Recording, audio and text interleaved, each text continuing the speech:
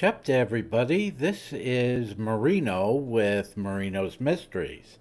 And this time we actually do have a mystery. So I'm going to let this play, and at the end there's some things that need to be explained, so I will explain them to you.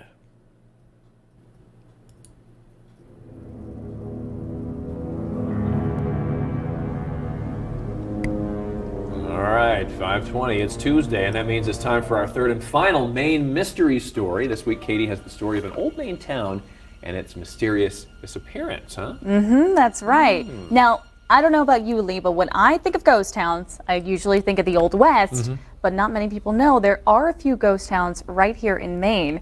And the site of one of those ghost towns is located near present-day Township 39 on the border of Penobscot and Hancock counties.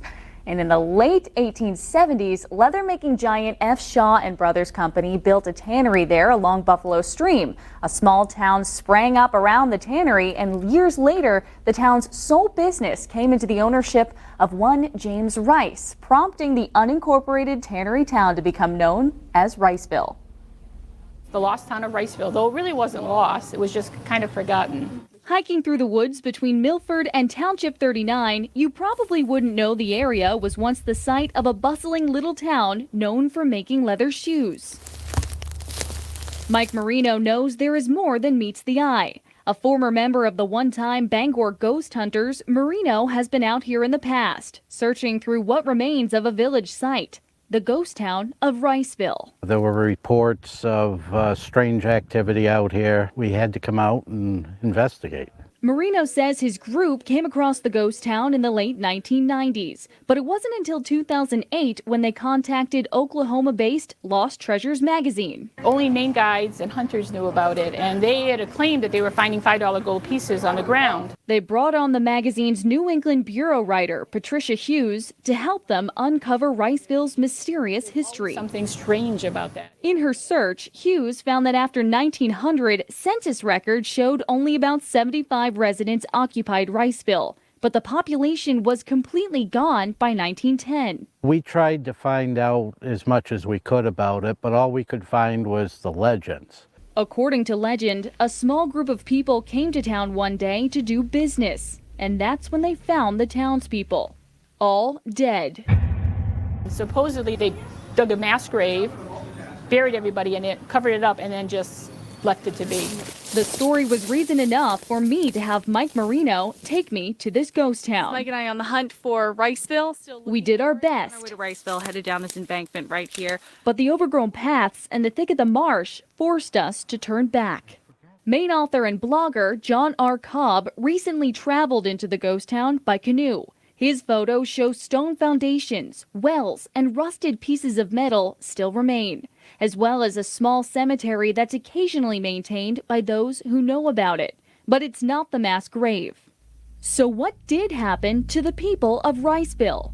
Hughes and Marino say records are scarce and hard to find, but each blame tainted drinking water. They all died of cholera, which was a huge epidemic in Maine in 1908. It did indeed have to do with cholera and a leak at the tannery. But other records offer a different conclusion. In a 2011 field report on the mercury level in Brandy Pond near Township 39, the U.S. Fish and Wildlife Service mentions a leather tannery called 39 Tannery on Buffalo Stream that burned down in 1906. Similar reports go on to say it was never rebuilt. So was it sickness that killed the people of Riceville? Or did the fall of the town's sole industry force the residents to pack up and leave? No one alive today can answer that for sure. And that's what makes it a Maine mystery. And that's going to wrap up my Maine Mysteries series for May. However, I've gotten such great feedback that if you would like to send me an idea, I do plan on doing another Maine Mystery series in the near future. You can email me at katie.bavoso@wcsh6.com. We'll be right back. Hi, welcome back.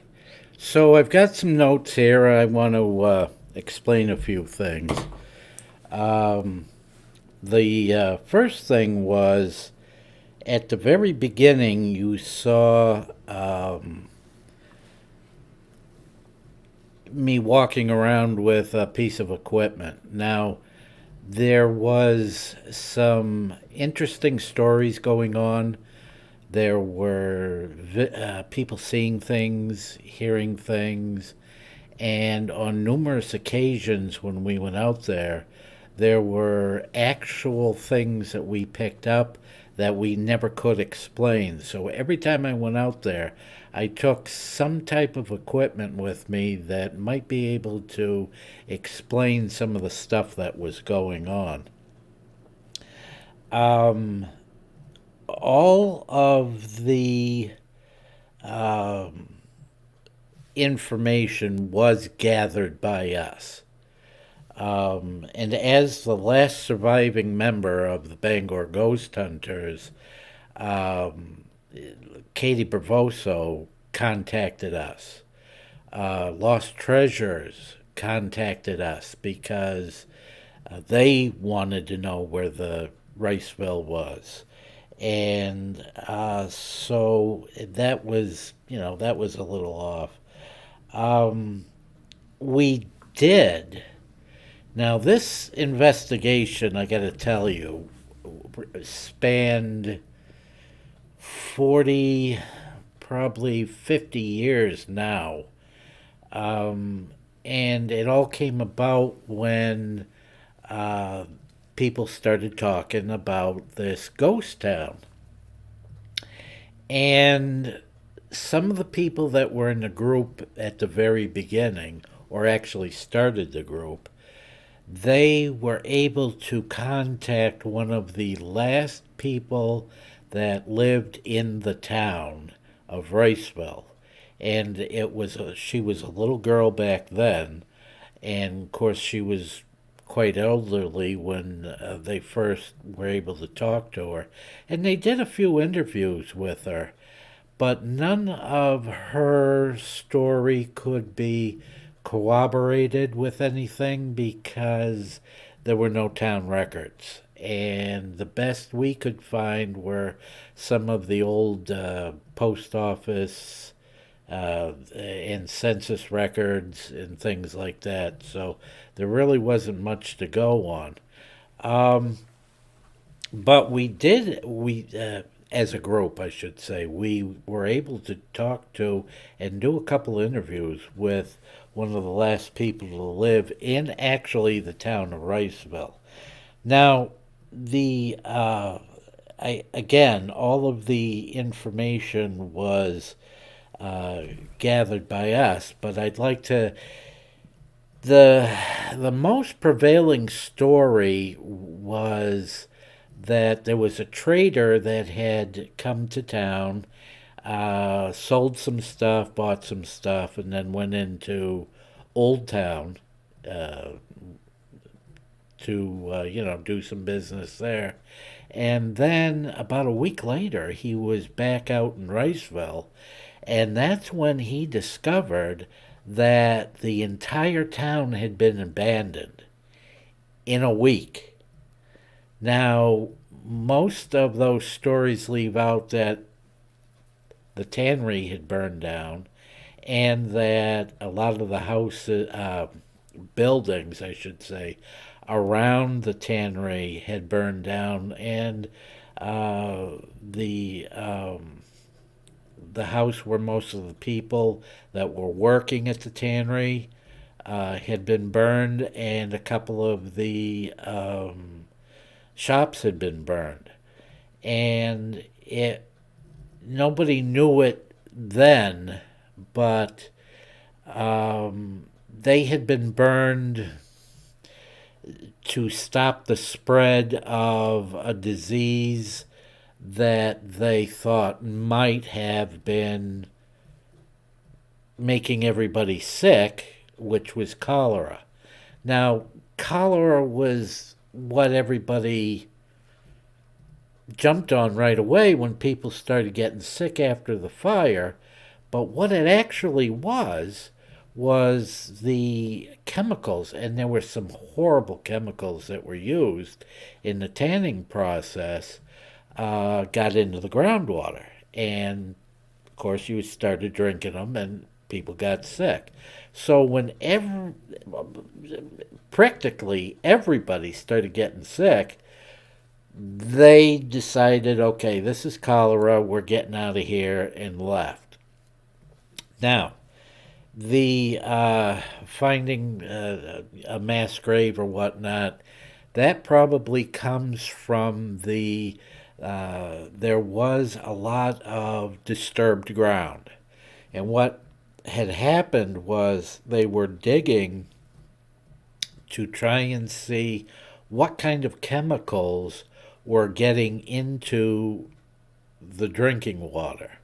And so there was a lot of, disturbed ground around, but there was no mass grave. Another thing that it was never mentioned, and I'm not sure the timeline.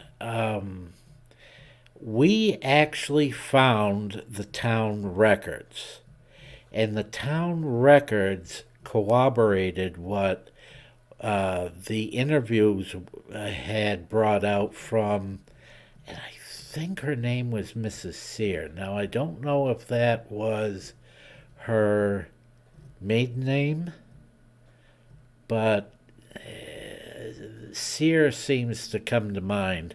Unfortunately, most of the footage that we had taken and notes and whatnot just kind of evaporated because we were never out seeking publicity for any of this stuff. We were trying to, come up with answers for what happened. Now, some people might say, well, that's not true. The town wasn't abandoned. Well, yes, the town center was abandoned. Now, there were two farmers that we know of on the outskirts.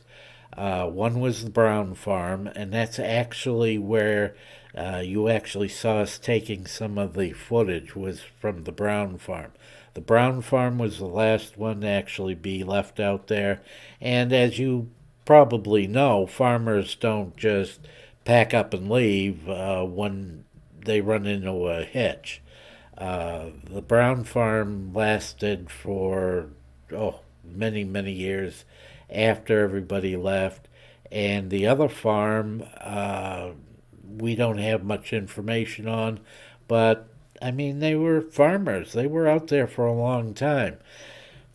One of the things that I want to really clarify is the cemetery. There are no headstones in the cemetery. We have dug around out there, and we have taken practically all the topsoil from that entire area, and there are no tombstones out there, which would indicate that there are no graves. Now, if people were evacuating in a week's period, then do you think they're going to take the tombstones with them? Do you think they're going to dig up the graves and take the bodies with them? No, that wasn't done back then. And definitely when people were in a hurry, that wasn't done. And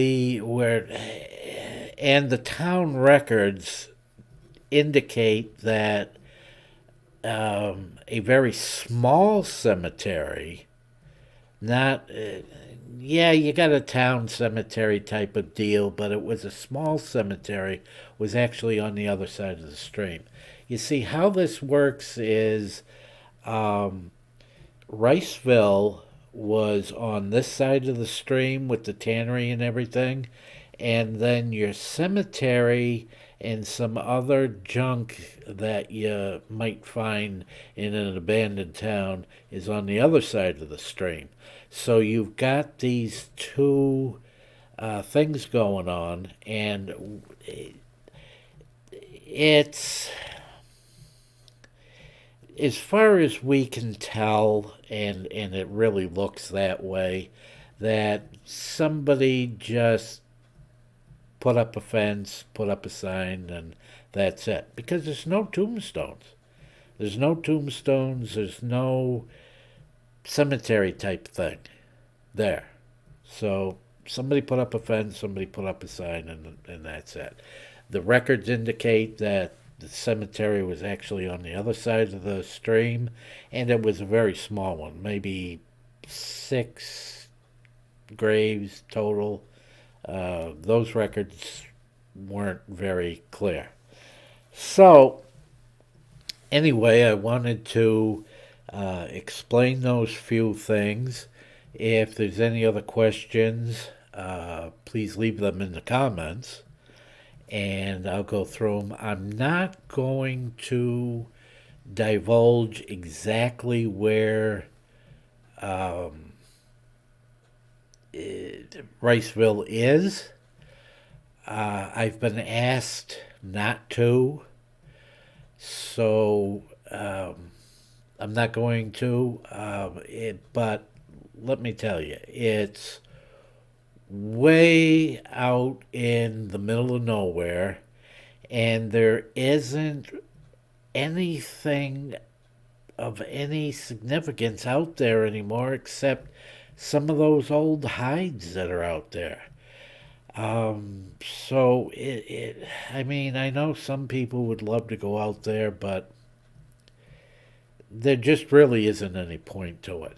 So anyway, from Marino's Mysteries, I'm going to say thanks for watching. If you have any questions, leave them in the comments. And I guess we are out of here.